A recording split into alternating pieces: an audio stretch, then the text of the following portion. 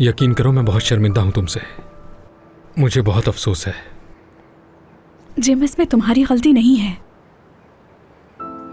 नसरीन से बात हो गई है मेरी, वो करीम साहब को कुछ नहीं बताएगी, परेशान मत हो।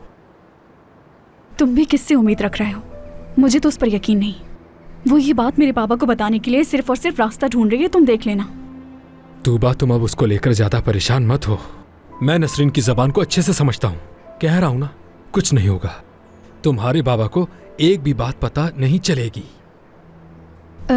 जिम, तुम्हें लगता है वो मान जाएगी?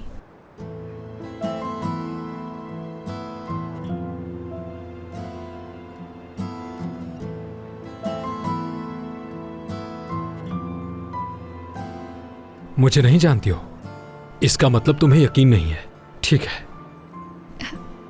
क्या हो गया है जिम? बात यह है कि मैं तुम्हें किसी मुसीबत में नहीं डालना चाहती, समझ रहे हो ना?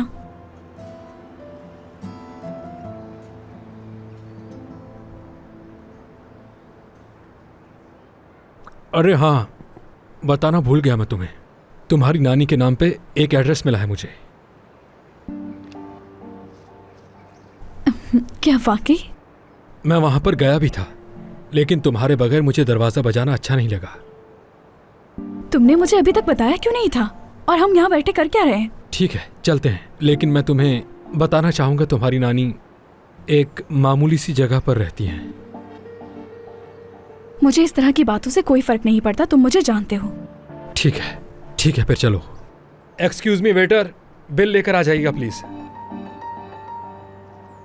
मुझे मेरा बैग पकड़ाओगे? हाँ, क्यों नहीं।